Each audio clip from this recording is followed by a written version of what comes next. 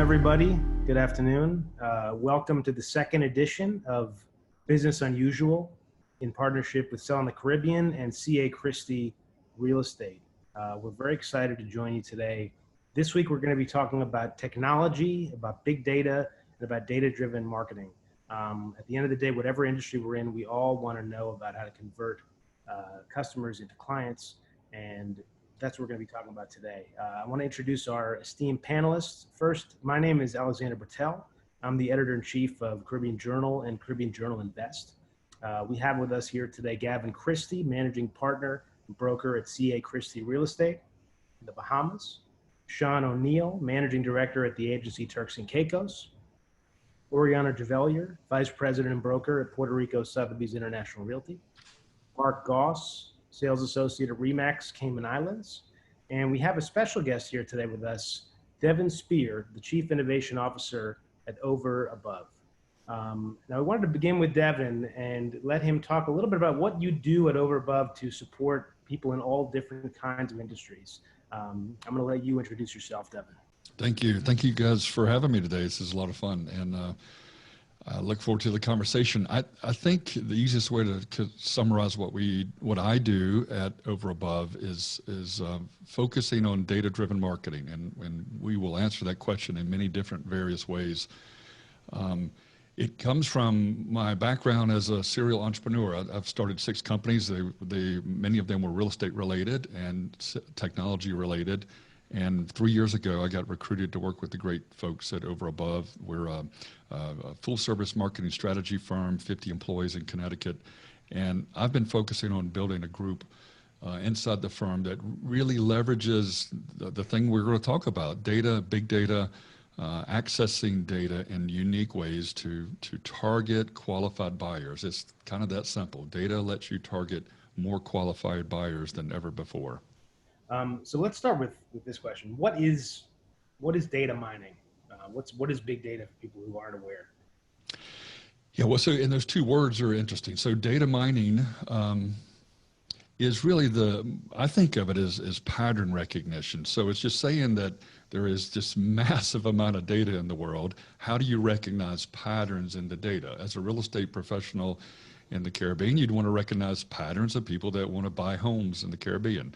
But let's all acknowledge that data has exploded. In 2017, The Economist, the magazine called The Economist, said data is the new oil. And that has proven true over the last 4 years. Data is more valuable than oil today. And some of the metrics I looked up just to see how much has changed in the last 12 months.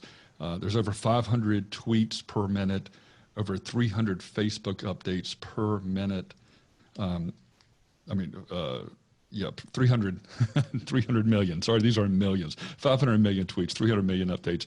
300 hours of YouTube content is uploaded every minute.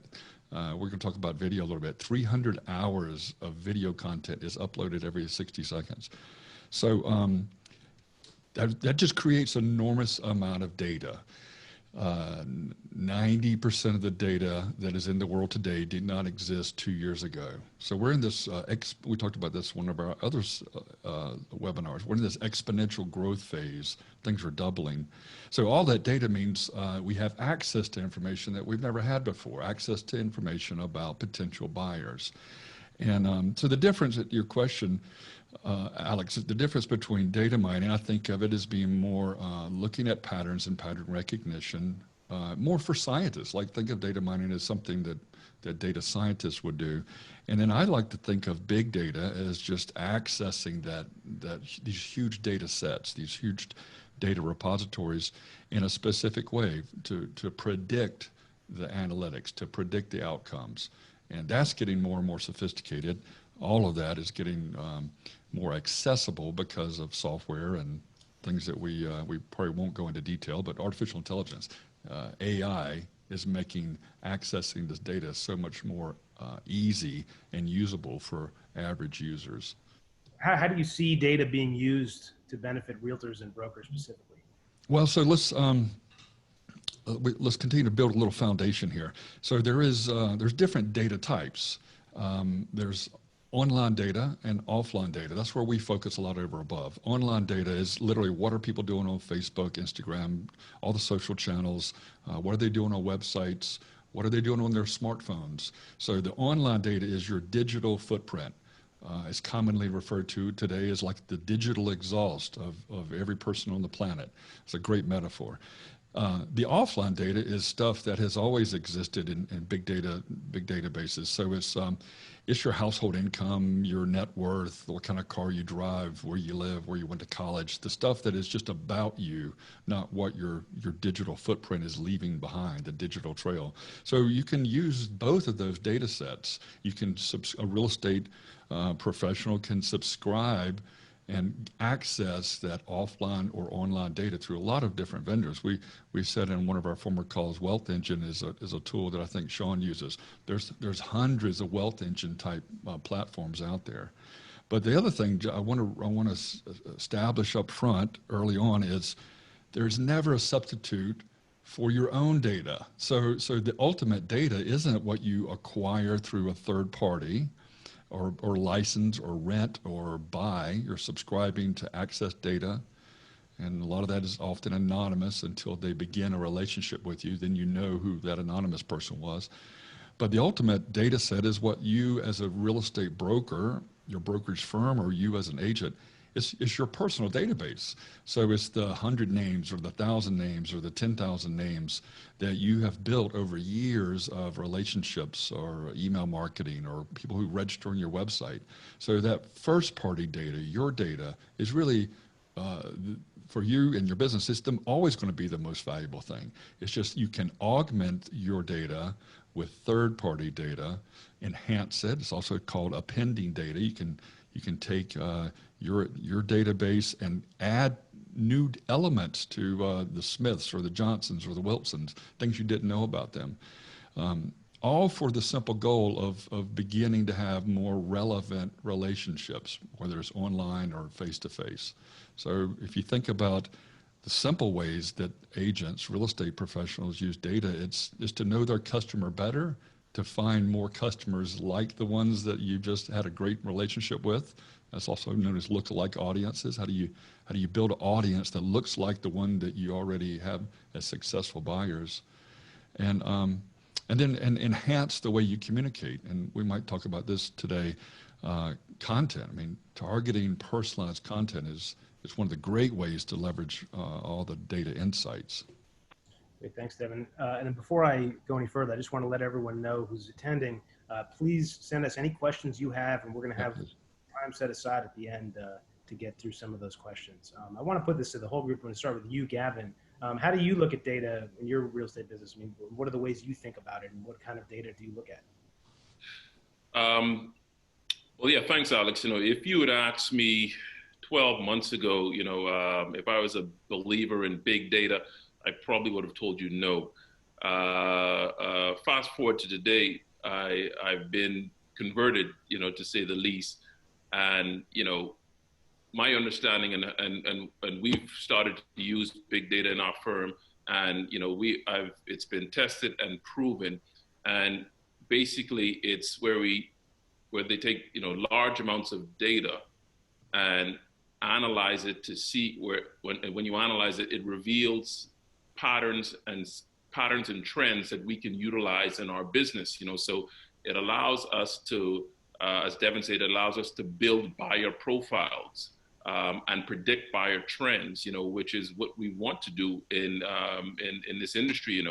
This industry is all about sales, and you want to be as targeted as possible, and utilizing and leveraging the big data allows us to be a lot more gives us a more targeted approach of attracting the right buyer, for whatever our product is. It's customizable. It helps us to customize. For instance, if you have a client that wants a beachfront house between 1 and 3 million, why are you sending him a house on the canal? And so the big data allows you to analyze the data to predict trends of what that buyer, the buyer that you're looking for want, and then what are they going to do. Oriana, what about you? What are some of the data points that you look at? Well, first, Alex, thanks again for having us here together, second week in a row. Very happy to be back. Well, you know, I think it really is, there's so much content online.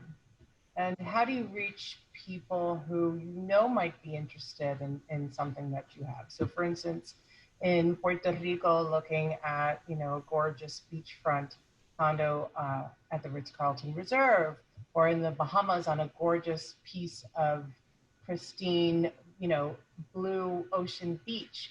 But there could be thousands and thousands of pages and Facebook posts and Twitter posts and LinkedIn and Instagram and everything to kind of overwhelm you. So I think going back to what Devin said, it really is so important in terms of how you aggregate your data, right? So what we do at Puerto Rico Sotheby's is we look a little bit at who's looking at Puerto Rico, and we filter that again against what is luxury and what is lifestyle. And then these are the kind of terminologies that we use to factor in how are we reaching the right client online? Because if you have, I don't know, you said 300 million, Devin, a minute is being uploaded to Facebook. Let's just say on the average person's Facebook, their pages, they have 100 updates. Can you imagine just the one to stick out to actually grab the person's eye? Really focusing on who that person is. And again, that's a very intimate connection. So it's all of those different methods to kind of reach through data our client. Sean, you're using a CRM at the agency. Can you talk a little bit about that and how you're using that to sort of data mine? Yeah, so when the agency started, one of the things that we did was we created our own CRM. And so, you know, it's based out of Salesforce, but it's taken a lot of the intuitive things that have been created through other elements of software to be able to allow us to be able to both collect and analyze that data. I think that for most people, the idea of big data sounds scary because they think Big Brother and all the information that's out there. The reality is that information is already in the public realm. And it's a matter of trying to figure out how you can analyze that. And as agents, that is not a field in which most of us are most qualified. And so by having a CRM system and having the other software that's there, it allows you to be able to focus on your primary relationship with your clients, but be able to delve into what's working and what's not. You know, on the most basic front, you know, Instagram tracks what we're doing and you can see the successes of posts. That's big data work, but on a very small and a very understandable scale for most people. You then start raising that up where you're starting to track the trends in terms of what posts, what e-blasts, things that you're doing and the attention that you're garnering out of them. And you become a better agent. You become better able to present your properties to the right people, like Gavin said. And you make sure that you're tracking that and you see what's working in real time. You know, the days of a long print campaign where you have no idea who is reading your information without setting up focus groups, that's gone. You can see on a day-by-day basis what's working and what doesn't. All right. Is anyone else using a similar CRM system? Yeah, so we're actually in the process of reviewing a new CRM system as we speak, you know, but I can speak to the value of the CRM systems, you know, because it, you know, it allows you to, as Devin and Sean said, it allows you to track your leads and organize and track your leads, and it allows you to see trends, you know, so and you know, and that's what it's all about. You know, the more you know about your consumer or your buyer, then the easier it is to sell, you know. And so it's really understanding their patterns, you know, and Sean is so correct that a lot of people, when they hear big data, especially agents, they get nervous. They think it's only things that big companies do, but they don't realize that they're doing it on a daily basis in their social media, you know, in Facebook and in Instagram. You know, when you Instagram connects your data. So when you post something in your story, everybody goes back and they see who reads it, when they see who looks at it. So that is that is data mining, right there, so you're doing it on a daily basis, but you just don't realize that. And it's just, on the sales side, you're just taking it a few steps up, and taking the leads that come in and tracking them, similar to how you would track your own social media accounts. Yeah, Go ahead. I would just add, in one of our former companies called Brightdoor Systems, we built a CRM system specific for real estate, and it's still very successful today. Competes against Salesforce. It's a painful process. It's a painful process to teach professionals how to use software. In the 90s and 2000s, a majority of all CRM deployments failed because people simply didn't use it. So don't get hung up on it having to be complicated. Salesforce is a great example, incredibly powerful, but maybe overly complicated for some users. So find any software database that you would call customer relationship management. There's hundreds of them. And just think about it like it is literally your second brain. I trust my iPhone to remember things that I don't have the capacity for in my head every 24 hours. So just think about CRM that way. It's like another place for me to offload stuff that I don't have to remember, or I don't have to have these ridiculous little things called Post-it notes. And then it's there not just for me to recall a month later or a year later. It's there for my organization, all the brokers in my firm, to collaborate and share. And then to Sean's point, man, it's always about analytics. Great CRM systems let you learn what's happening because of what we mentioned early on, pattern recognition. You begin to recognize patterns. Right. Obviously, we're establishing how important technology is becoming in marketing, but the question is now, is there still a place for more traditional marketing? Mark, what about you? I mean, is there a place, and how do agents balance that mix of technology and more traditional methods? Hi, Alex. Thanks for the question. Yeah, I totally agree, and believe there is a good mix that should be for traditional marketing, as well as the more digital and data-driven marketing. I can tell you in the Cayman Islands, more traditional marketing is still popular. We do still have great magazine publications, as well as newspaper publications, which do attract a lot of audiences. Another traditional form of marketing that's popular here in Cayman, and also popular with real estate agents, is sponsoring the bus stops. Okay, so traditional marketing is still popular in Cayman. However, digital marketing has exploded as well. So social media, email blasts, specific targeting of audiences has been effective, especially on the higher income luxury markets. So here in Cayman, it's always good to look at the jurisdiction. Definitely both traditional as well as digital and data-based marketing is effective. Obviously, the Caribbean has sort of a unique situation when it comes to real estate, because while we have a lot of local buyers, we have a lot of buyers who do not live where we're selling the real estate. How does that change, and how much does technology become even more important to you guys? And I'll put this to the panel. How much does that change things? I can tackle that one first. So right now, or let me step back. Before COVID, we all had buyers and sellers, but let's focus on buyers who were off island, okay? They have probably visited our island a few times. They're familiar with it. They may be familiar with the type of property that they're looking to purchase. So at least in my market, where there's limited inventory, say a unit comes for sale in the development. We obviously, we let the customer know. We send them photos and virtual tours and drone images. We can also have a video call from there. And then one tactic that I've used many times is securing the property by putting in an offer with a condition of satisfactory personal inspection. So what that means is we get an accepted offer, we get the deposit in, and then within, say, 2 or 3 weeks, the customer flies down, views the property, and then hopefully closes shortly after. But this just goes, again, when individuals are off island, to have very good professional photos, virtual tours, drone images. So it can basically be like they're standing at the property, but they're thousands of miles away. Sean, video content, particularly something you guys do a lot of at the agency. You talk about that, and is it even more important now than ever? Yeah, I mean, look, we all live on islands. We work remotely at the best of times. And, we put a lot of stock into video imagery because we want to tell a story about the properties. I mean, we're representing properties in some of the most beautiful parts of the world. And a still image sometimes cannot capture everything that goes with that.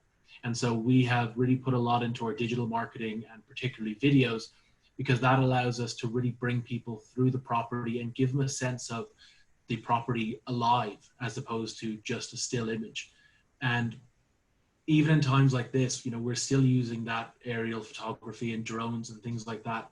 I had my drone up the other day to show somebody a piece of land which is near my house, in order to give them an idea of what's there. So just because we're not able to physically go out on showings, you can use this technology to be creative, to try and give yourself, a bit of an opportunity to put yourself in front of a buyer who's still interested, but physically can't be there on the ground themselves. Right. Obviously, there are lockdowns across much of the Caribbean, and so adding new content can be difficult. What are some of the existing technologies you guys are using to showcase your listings to prospective buyers? Gavin? Yeah, so as with in the new COVID-19 market, we have to be a bit more creative than we were before. So we have gone heavily to a video platform. There's so many different tools out there. I see a lot of agents are using Matterport, even though Matterport has been around for a while. But they're 3D, they're 360 cameras. There are 3D renderings. There's virtual staging that we're using. Companies are doing virtual staging. There are new apps that are coming to the market. There's one that we've been working with, a cool app that's coming called Home Rover. It's available in the U.S. now, and we're beta testing it for the Caribbean. But that will allow agents to do live, real-time virtual walkthroughs with their potential buyers wherever they are in the world. So there's so many tools, and like Deven tells you, the pace of, and everybody would know, the pace of technology is faster than anything in this world. And so there are just so many tools that we can utilize to stay relevant and to ensure that we're still doing business during this time. Oriana, what about you? I want to touch really quickly on what Mark had spoke about, which was the putting in the offer prior to seeing the property, contingent on seeing and then close. That's a shift in our market that was maybe 10% of the market right now, and we're seeing a lot of states in the union pushing that through their board of realtors. I think that's going to be closer to 60% of the market going forward. That is a major technological shift. That's driven by data as well, because a client can't make an offer unless the property has full, top tier photography, floor plans, walkthrough. So I agree with you, Mark, on that. I think that that's a big deal, and agents listening need to kind of hone in on that and see how best they can kind of shape their property listing so that they are full and fruitful of information, so that a buyer can go and make that decision like that. And then also what you were just speaking to, Gavin, absolutely. Technology has to be, especially in the luxury market, which most of us work, and that's a market that we speak to, right? We're in tropical Caribbean islands where average price points are $1 million a home. You need to be able to promote and provide the same quality service that you would person to person, but now screen to screen. So Matterport might have been around for a couple of years, but it probably is one of the best, top 4 unused products in the market. It's talked a lot about, but it isn't used as much. There's so much in that API that can really grow as well. So I'm excited to see where that goes. And then of course that lobs right into, again, what Deven was speaking about, Alex, with big data. How do you reach somebody who wants a 4-bedroom that's got 10,000 square feet on the ocean who can't find it in Google because there's 1,000 links to click on. Well, if you're targeting that person correctly, they're able to see your Matterport floor plan. They're able to do that in a COVID lockdown. Who knows if we'll be here again in 6 months, right? Another kind of stay-at-home thing, and these are always the things that we're thinking of as agents. That's a very positive way to look at this business. So I'm almost kind of in agreement, and I think technology has completely changed the way the real estate broker works in today's marketplace, but it doesn't take away the value of the broker themselves, and that's a key point. Devin, how can we, as more people are using these technologies, as customers are looking at these videos, looking at this content, how can we learn more about who they are and what they're looking at and audit that? Yeah, there's so many great topics that everybody is teeing up here. It's one of us here said something about focusing on shorter cycles, analyzing. That's commonly referred to or known in the industry as agile. There's a methodology, and now that's pervasive in marketing. Agile marketing is just deploying projects and campaigns and measuring the results in quicker cycles instead of waiting a year to see if your billboard or your email marketing campaign worked. You want to look at that in shorter sprints, is what it's called. So, a month or weeks. So constant feedback and measuring why things are working is essential. Now, here's another thing to contemplate, and I want to talk a little bit about video because we're all referencing it. Video, to me, fits in this more traditional category of marketing because it literally is it's broadcast, right? The phenomenal growth of Facebook, Instagram, stories. I mean, look at how much time people waste on TikTok watching videos, and gamers are obsessed with this platform called Twitch.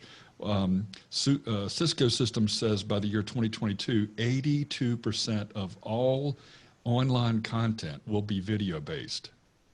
By the year, in 2 more years, 82% of all online content is going to be video-based content.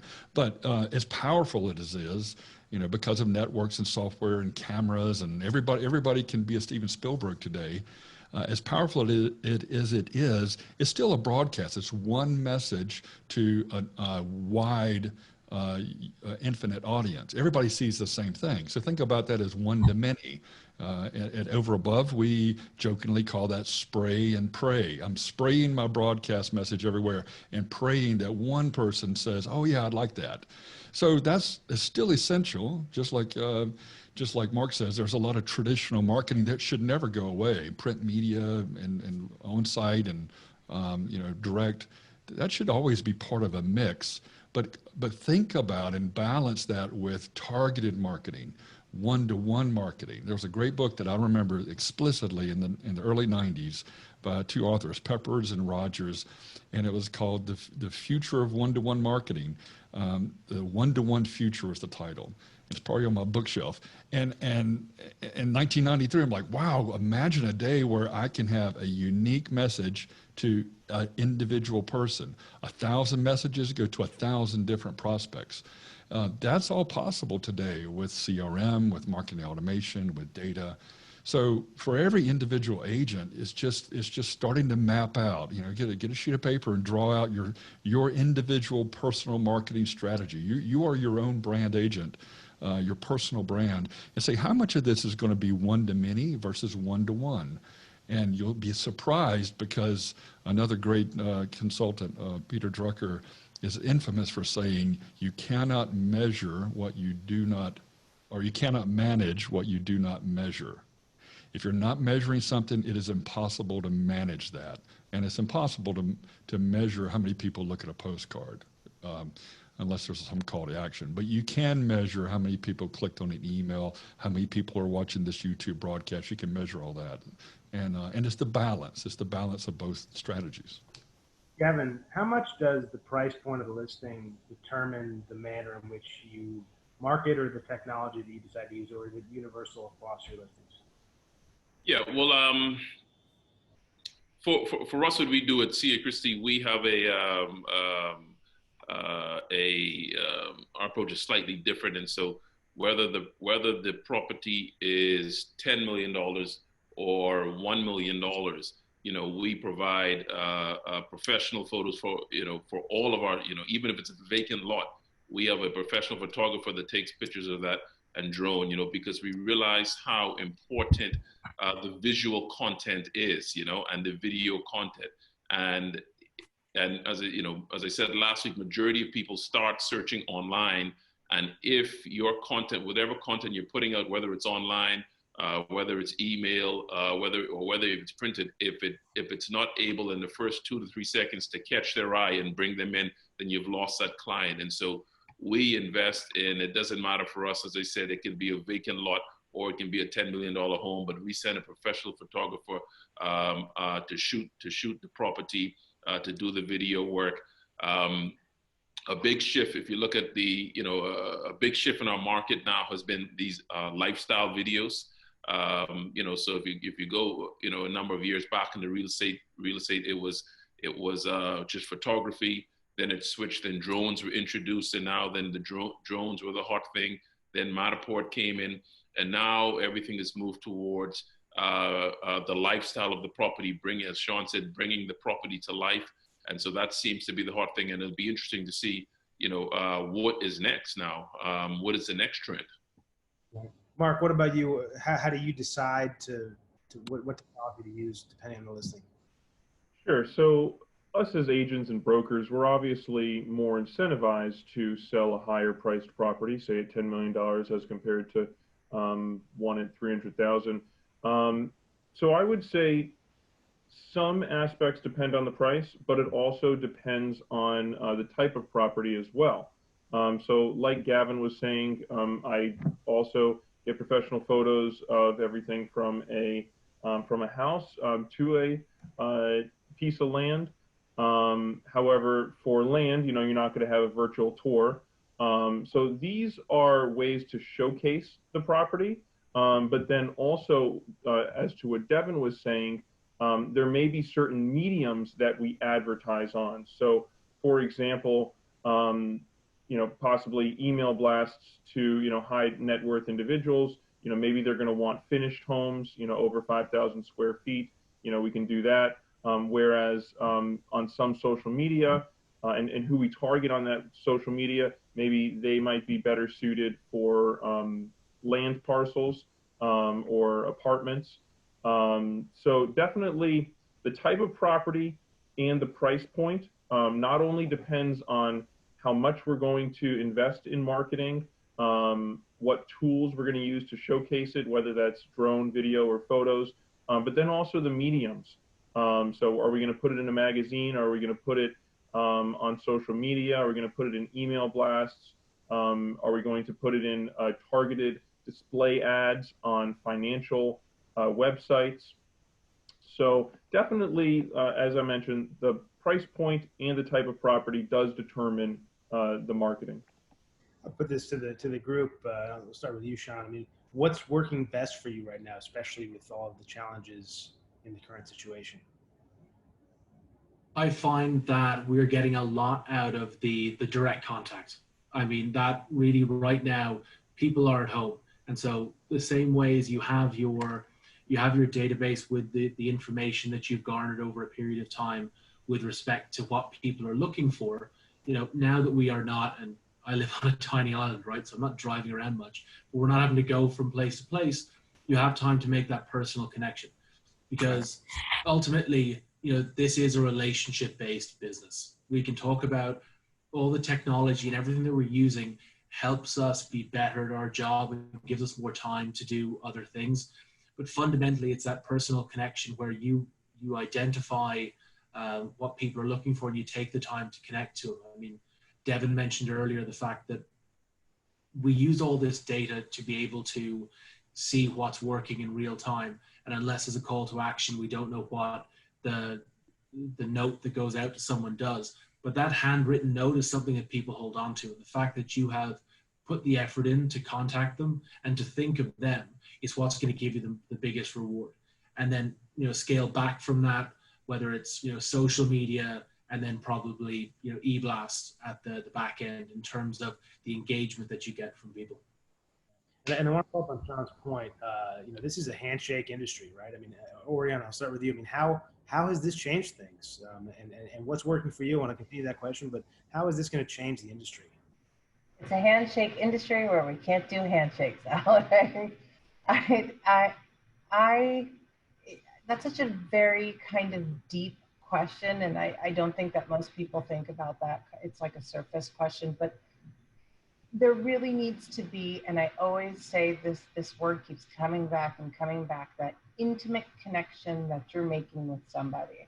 And so because real estate is all relationship, trust, honesty, transparency, connection, how much is this broker listening to me? What do they understand about what I'm experiencing? And that's everybody, right, Alex? That's the investor, and that's the first-time home buyer.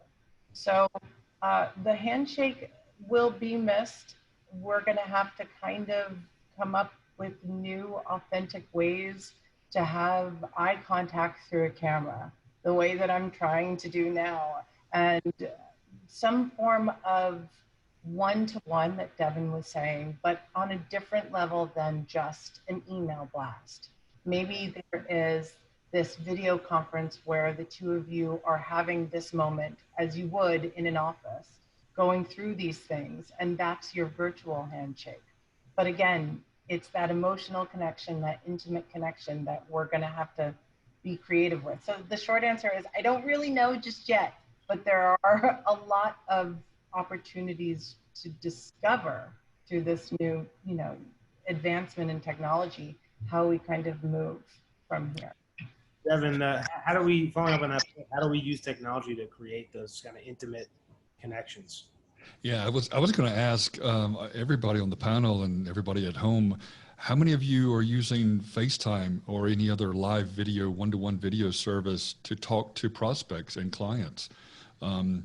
It's so much easier to send a text or an email, or maybe you take the real-time leap to say, I'm going to have a talk on the phone, use my voice and have a phone call. But to everyone's point, you can create a virtual connectivity just like we're doing right now. I mean, this is a lot different than us all writing blog articles and posting it. People are more inclined to watch us versus read something. So experiment. This is an incredible opportunity to experiment with everything. If you're an iPhone user, try to FaceTime your clients. You can do a similar thing on Android devices. You can set up a Zoom meeting with a client, and it's looking for opportunities to build rapport and relationship, even though there's space and distance between us. But at the same time, we've never had access to tools like we have today. The power of most of the planet having high-speed internet access, it was unimaginable a decade ago. Most of the planet has some kind of supercomputer in their pocket. That didn't exist in 2008. It's the first iPhone was 2008. So we're at a place where these tools are available. Just experiment with ways to use them. And I agree. I remember after 2011, remember when we had the World Trade Center attacks, it was like a moratorium on corporations doing any kind of travel. And the prediction was, we'll never have conferences again, live events, trade shows, in the B2B world. All the trade shows will end forever and will be virtual. Well, that never happened. People still want to be together, interact with each other, whether it's a buyer and a seller or a group of people at a conference. But in between, these tools can fill the gap. And I just encourage everybody to make it your own. I mean, find ways to make it unique to you, to your own personal brand, and to your own persona. Your own attitude, your own vibe, because that'll be intriguing and memorable. People will want to talk to you if you're engaging in that way. Gavin, just on what Devin said there, just to add one thing is that, and I think he's absolutely right, is that you have to try different things, because the Caribbean is a bespoke region. Like, every jurisdiction is a little bit different from the others, and more so than you'd find in North America or Europe. Each property is bespoke, each area is different. And so you look at one of the monsters of technology in the United States is Zillow. I don't think Zillow doesn't work in the Caribbean. because you're not looking, you cannot calculate the same level of accuracy in respect of what they perceive as values under their Zestimate. And you know, a great example of seeing that is even when you go to the high net worth areas in the US, like the CEO of Zillow I saw listed his house earlier this month at 40% more than what the Zestimate said it was worth. And, you know, that goes to show you that we are intimately involved in what goes on here, and we can use all of these tools to better ourselves as agents and as advisors to these people. But it's about finding the right thing that works for you, because if you try and do all of them, you're just going to get buried in all of the information that's there. I want to follow up on Sean's point. I mean, are there any downsides to some of this technology? Gavin, I'll start with you. I mean, is that something you see? Yeah, well, I think, you know, it's always a double-edged sword. You know, there's always pros and there's cons, you know. Technology is great. Technology is here to enhance our life and to make our businesses more efficient. But there's also a downside to that, you know. You know, technology has, it has no emotion, you know. Software has no emotion. You know, it has no connection. You know, and so you know, it takes away the personalization, you know, and so that's one of the downsides, you know.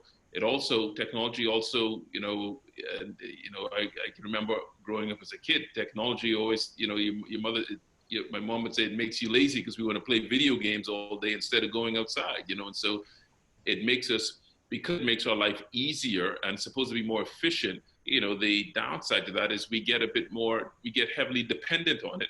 And we wouldn't do things as we normally should, you know. And so before, you have people that if they used to read, you know, 10 books a year, now they may read 2 and they listen to the other 8 on audio, you know. And so technology does have its ups and downs. We do have a few questions from the audience, and I want to encourage anyone else who's watching, if you have any questions, please put them at the bottom. Next question we have from Omar. Touching on the try before you buy approach, do you anticipate an increase in for sale listings, specifically in the luxury market, being available on the vacation rental market, particularly important in the Caribbean? If not, do you see this as an opportunity to reach high net worth individuals? We had a very strong, you know, VRBO, Airbnb hotel market, given the fact that we are a primary vacation destination. Most people were coming down here, and I always say to people, you know, we sell wants, not needs, right? So people are coming down here and experiencing the island lifestyle, and that is part of what hooks them into that purchase. And I know that, you know, prior to all of this, there was a lot more of people saying, okay, I may have come down here and stayed in a resort. I've looked at different properties. I know one that I think I like, and I would like to stay in it beforehand. So I think that that's going to continue to be a strong part of our market. But I think that's a historical thing. You look back to condominium sales, historically timeshare sales. You know, people want to know what it is that they're buying into, particularly when they're investing so much at the higher end. Mark, Cayman has a huge vacation rental industry. How is that impacting things over there? Sure. So just answering Omar's question, the try before you buy would be applicable with vacation properties, and it would be applicable for overseas buyers. I recall there was a purchaser who lived in the United States, and I sent properties to them, and it was a $6 million house, and they were going to be buying it as a vacation rental. They wanted to stay in the property for free before they actually purchased it. In that market, the owner said, no, you still have to pay to stay here. Maybe in our new post-COVID market, the buyer would have said yes. But it was actually interesting that you say that with the try before you buy, because they liked the house, but there's probably $1 million worth of renovation they wanted to do, and they didn't really like the beach. So thankfully, we went around, viewed the whole island, viewed properties that would be best suited for them, and they found one that was a better fit for them. So it would really only be applicable, I would say, to individuals who are buying properties as vacation rentals. I wouldn't say that individuals who live here in Cayman as a primary residence would be seeking that try before you buy on a house or a condo. Yeah, and just to tailor and on Mark, Alex, and thanks on Mark for the question. The try before you buy is generally what we see in the short-term Airbnb market. Unfortunately, that has been kind of the first market to take a dip here locally in the Bahamas, and it's due because of course our borders are closed, so there's no inbound traffic and minimal outbound traffic, but I think post COVID-19, I think and I believe that will probably be one of the first markets to bounce back because unfortunately, I think there are a lot of persons now are going to be more aware of their surroundings, so they're going to be more skeptical about hotel rooms, large hotel rooms, cruise lines, and they're going to look for more customized, more personalized individual homes. And so I think that that Airbnb, that short-term, that vacation rental market, I think post COVID-19 we're going to see a mini boom as hopefully when they start to open up the borders again. I would agree with that, Gavin.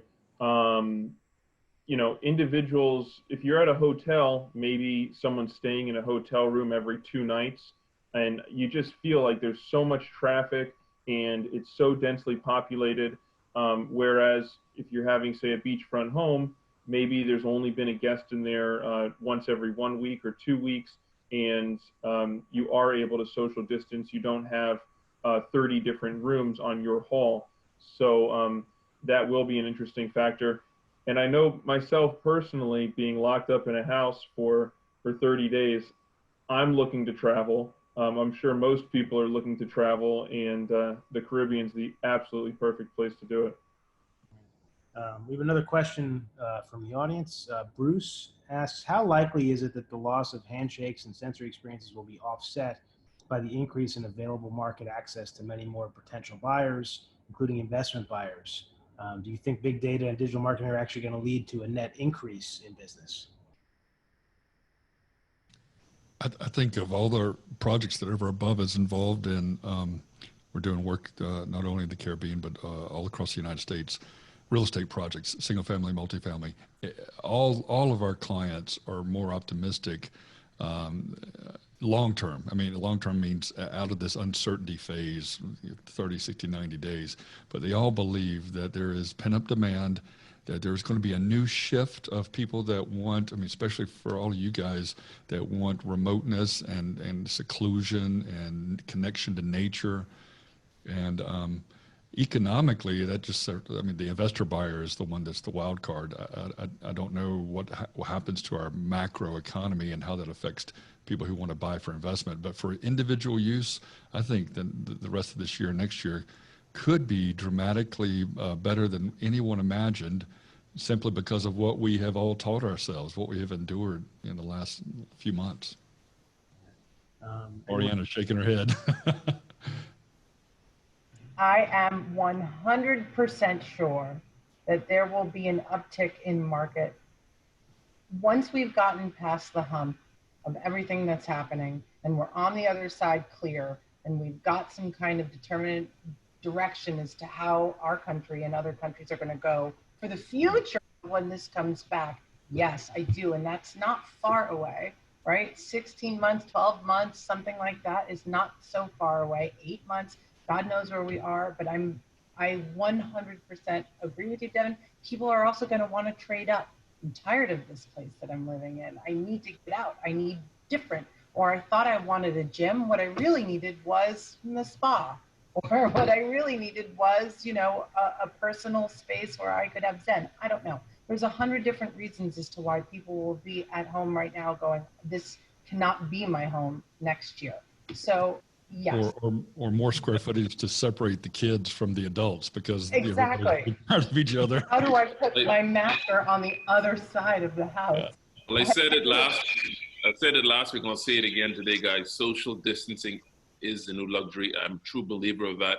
And I believe on the tail end of this, I think for specific properties, specific areas, there's going to be a boom. And I hope everybody, the panelists and those who are watching, are ready for it. Another question, this one's for Devin actually. Can data be mined to a granular level that shows the visual preferences of buyers? For example, is a yellow house the most popular in the Caribbean, and could we use that type of information for virtual staging? Yes, yes. And I don't know, color examples through third-party data would be really fascinating. I would love to learn about that, see if that data set's available. We access 70,000 unique attributes across all American adults. So every adult has up to 70,000 unique attributes about them. Maybe color preference is in that data set. I've never checked. But we did, in my old company, Bright Door, we did a project in Cayman, because I love the way Mark pronounces. As a Southerner, I call it Cayman, but it's really pronounced Cayman. And we did a project called Cayman Bay, and the sales guy, a real dear friend of mine who's a brilliant sales professional and marketer, John Hillman, he said, man, let's create a survey and survey all of our database and ask them to pick visual examples. So instead of multiple choice A, B, C, D text, it was a multiple choice elevation 1, elevation 2, elevation 3 in terms of a schematic design. So that's primary data. That's real first-person data that you can do through surveying. And you can do the same thing through social media. Let social media be a surveying platform. People can vote. I mean, voting is really powerful on Twitter and Facebook. So see how I just made that up, but it seems to make sense. It's like that's a way to generate your own data in terms of using platforms that exist today. And it's just a matter of being creative, really. I just have to touch on Cayman Bay because that's my favorite amenity besides our beautiful 7 Mile beach. The ability that Devin had the opportunity to work on that probably shows to the excellent level of projects that he's worked on. You guys got to visit Cayman and visit Cayman Bay. I love the island, and yeah, that beach is magical. Spent many nights on walking the sand there. We have one final question from the audience, from Ray. There was some attitudinal data released today that said, given the slowdown, higher income or affluent prospects had enough of a buffer to continue to engage in high-end buying. Are any of you seeing some of the same signs in that regard?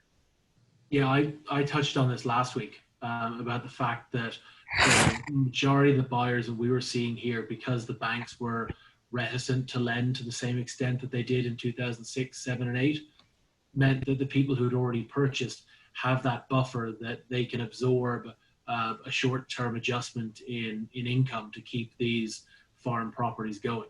So I think that, you know, cash is king. Those people who have the opportunity to step in now realize that this is their moment. Most of us, we've talked about it, we're in strong sellers markets. And, you know, this has just adjusted it for a period of time. And with any challenge comes opportunity. And so if you have the opportunity to get in and purchase a property that may be slightly less than what a seller was willing to accept before, that's definitely created a lot of, I said, opportunities for people at the higher end to benefit from this. I'll just jump in after Sean. To Ray, yes, I am definitely seeing signs of it in our market here. You know, I've actually been, you know, funny enough, you know, more busy than I was, you know, pre-COVID-19, and because, you know, the with challenge comes change, and sometimes that change is for the benefit. So it affects, you know, different buyers different ways, and so now I had a lot of potential buyers that were on the fence, and now due to COVID-19, now that has been the momentum to push them into the market and get serious about the market. So you have a lot of persons that Sean said that, you know, in a pandemic, cash is king. And now they're looking for opportunity and value purchases. And so we have been very busy fielding new requests coming in. And it's been majority, as I said, remote properties. They're looking at remote properties, private islands, off the grid properties, you know, so you know, due to this virus. Well, I want to thank all of you for this terrific panel again. One final question. I know Devin wanted to talk about this. Was we've just so many issues of technology and so many changes and so many radical shifts in the way we were doing business. I mean, Devin, what would you say to people who are daunted by some of this, and how do you think you see this unfolding for people? Yeah, thank you for letting me address that. It's the non-technology part of any conversation. I have three things I tell everybody when I get deep into technology futures, and the three things are: number one, don't allow yourself to get overwhelmed. When we get overwhelmed as human beings, we get paralyzed. So just take it one day at a time. Take a deep breath. You can master everything in baby steps. And everything we've talked about here and the future that I think I'm living in already begins with just one simple action. Maybe it's taking an experiment to try something new. Number two is, we live in a world where you have to constantly educate yourself. You can't say, this is the way I always did it. This is the way my coworker did it. This is the way the other agents in the firm did it. None of that applies today. In the year 2020, it is constant change and exponential change. So just pretend like you're back in high school or college and learn something every 24 hours, even if it's just read an article or talk to somebody or interview somebody, but just adopt a philosophy of learning, because that will push you to the forefront. People who aren't learning something new, unfortunately, are going to be very much left behind. And the third one is, I get passionate, but it's about something that my parents taught me. Attitude is everything. You have to, especially in this pandemic we're living through, you have to focus on your outlook and your attitude. We can create our own future if we believe it. One of my favorite quotes from Henry Ford is, whether a man or woman, whether a man thinks he can or whether a man thinks he can't, he is right. We can create anything we truly believe in, and that all begins with our attitude. The glass is half empty. These aren't just cute cliches. This is essential to surviving.